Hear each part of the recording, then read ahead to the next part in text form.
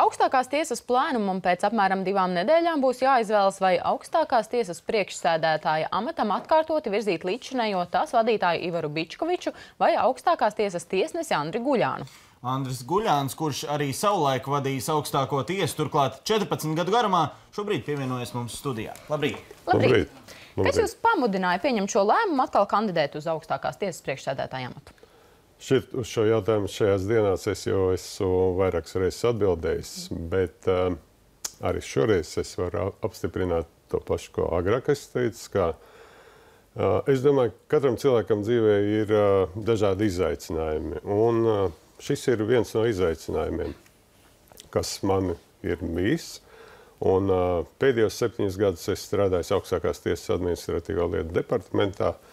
Un šī departamenta tiesneši kopsapulcē par šo jautājumu ir lemuši un ir izteikuši šo uzticību man. Un protams, es arī pārdomāju par to, ka es esmu jau pietiekoši ilgi bijis šai amatā. Protams, ir bijis šis pārtraukums, bet tas liecina par to, ka ir man arī zinām pieredze šajā jomā, un es esmu gatavs vēlreiz startēt un piedalīties šajā zināmā mērā konkurencei uz šo amatu. Personīgais izaicinājums tātad?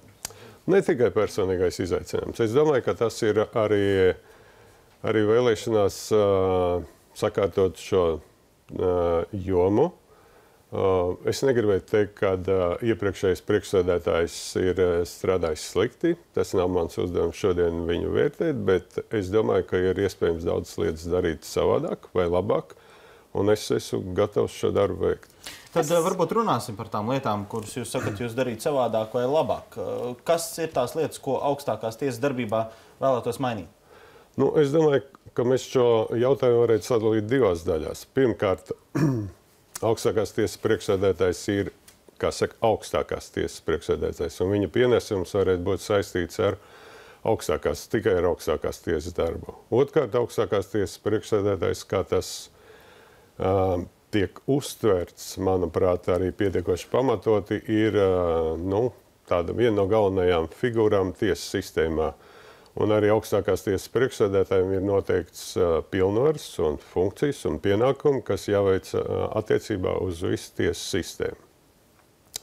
Ja mēs runājam par augstāko tiesu, tad es gribētu teikt, ka augstākā tiesa nav tāda iestāde, kas strādā kaut kādā noteiktā vakumā vai ir atsevišķi peldošs kuģis. Ja? Augstākās tiesas uzdevumiem jābūt pakārtotiem valsts uzdevumiem un arī noteiktai valsts stratēģijai.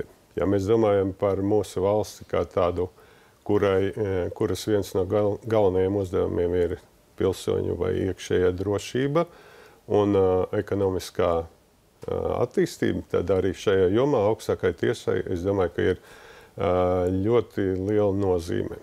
Īpaši šī katra individu drošības nodrošināšanā saistībā augstākā tiesa ir kā kasācijas instance, kurā nonāk kā beidzamajā tiesa instancē gan krimināla, administratīvās un civillietas. Un katra šī lieta var ienest mūsu sabiedrībā lielāku vai mazāku nozīmi šīs drošības nodrošināšanai un arī, protams, tādos jautājumos, kas saistīti ar uzņēmēju darba veicināšanu, investīciju veicināšanu. Aktuāli jautājums ir rēderisms un tā tālāk. Tātad augstākajai tiesai vairāk jāapzinās savu lēmumu ietekme uz visu Latviju kopumā? Es domāju, ka mēs varētu runāt arī par šo jautājumu, bet patreiz aktuālākais ir, manuprāt, tas, cik ātri augstākā tiesa izskata daudzas lietas. Ja, kā mēs zinām, ir lietas sastrēgums.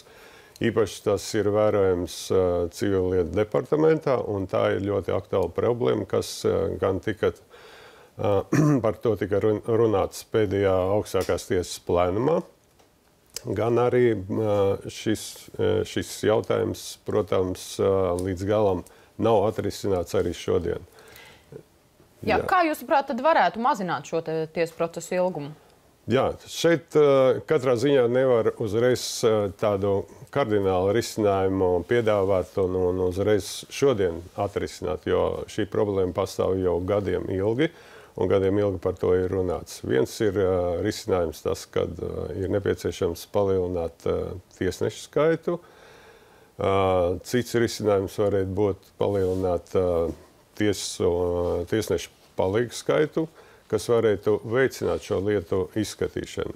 Bet ļoti svarīgs jautājums ir veidot arī tādu pozitīvu, radošu un uz tādu rezultātu vērstu atmosfēru pašā tiesas kolektīvā. Šobrīd šādas atmosfēras trūkums ir vērojams? Es varbūt neteiktu, ka tā tas ir, bet es domāju, ka ir nepieciešams pie šī jautājuma vairāk domāt par tiesu kā komandu, par to, ka, lai tiesa virzītos uz šo kopējo mērķi. Un, manuprāt, ir ļoti problēma rada arī tas, ka ilgstoši šai departamentā nav departamentā priekšsēdētāja. Iepriekšējais priekšsēdētājs ir aizgājis, un patreiz, protams, ir aizvietotais, bet tas, es domāju, ka nerada tādu, neveicina tādu atmosfēru, kas radītu tādu izrāvienu vai attīstību. Un, protams, ir nepieciešams no pašiem tiesnešiem, no paša tiesneša vidus nāk šim piedāvājumam, kā šo problēmu varētu atrisināt. Ļoti slikti, ja mēs tikai domājam par konkrēto lietu izskatīšanu, bet nedomājam par šo problēmu kopumā un par tiesas darbu kopumā, kā tas izskatās sabiedrību. Es arī ļoti labi saprotu, ka tas jautājums nav atrisināms uzreiz un nav atrisināms ar kaut kādiem administratīvām metodēm, bet drīzāk tas ir risināms ar tādu zināmu iestādes patriotismu, ar iestādes tādu, ar katra tiesneša godprātīgu attieksmi pret saviem pienākumiem un arī ar tādu radošu pieeju. Kā jūs vērtējat to situāciju, kas tad nesen izveidojās, tad, kad Kriminālu tiesu palāta tika likvidēta, 3 tiesnešiem, neskatoties uz to, ka vakances bija augstākajā tiesā, darbs tomēr neatradās? Jā, šī situācija, manuprāt, ir ienesusi augstākās tiesas kolektīvā, vismaz daļā no kolektīvā, tādu nevēlamu psiholoģisku pārdzīvojumu, īpaši tiem tiesnešiem, kuri ir palikuši, jā, mēs tā varētu teikt, aiz strīpas. Un es domāju, arī pārējiem personīgi man arī nav pietiekoši skaidrs, kādi ir bijuši šie kriteriji un kāpēc tieši šie cilvēki. Par šo jautājumu mēs esam runājuši arī plēnumā, un mēs piedāvājam attiecīgā departamenta tiesnešiem un arī departamenta vadībai nāk klajā faktiski ar tādu caurskatām programmu, ar kritērijiem, kāpēc un kā tiks vērtēts. Bet, manuprāt, šis darbs nebija līdz galam veikts un nebija pietiekoši, un līdz ar to tā situācija ir tāda izveidojusies. Vēl kas ir, manuprāt, ir ļoti dīvaini tas, ka šodien jau vairs tikai 2 tiesneši, bet viņas atrodas it kā augstākā tiesā, saņem atalgojumu, kas, protams, arī ir pareizi, bet šie tiesneši nav iesaistīti nekādu darbu veikšanā, un es domāju, tas nav racionālu šo resursu izmantošanu. Pēdējā laikā arī saistībā ar tiesnešiem visā Latvijas tiesu sistēmā kopumā bijuši vairāk gadījumi saistībā ar iespējams negodprātīgiem tiesnešiem. Vai redzot šos gadījumus, jūsuprāt, tiesu sistēma pietiekami bargi vērsusies pret saviem kolēģiem, kas iespējams nav bijuši pietiekami godprātīgi? Es domāju, ka tas jautājums ir pārāk vispārīgs. Mums vajadzētu droši vien skatīties katru lietu atsevišķi, bet es līdz šim arī pildu tiesnešu disciplināru tiesnešu pienākumus, un tās lietas, kas nonākuši ir disciplināru tiesā, es pārliecināts, ka šīs lietas ir izskatītas un atbilstoši arī sodi saņemti. Es domāju, ka lielāka problēma ir ne šo lietu izskatīšanā un sodu piemērošanā, bet lielāka problēma ir tajā apstākļī, ka ir nepieciešams tām amatpersonām, kurām ir dots šīs pilnvaras,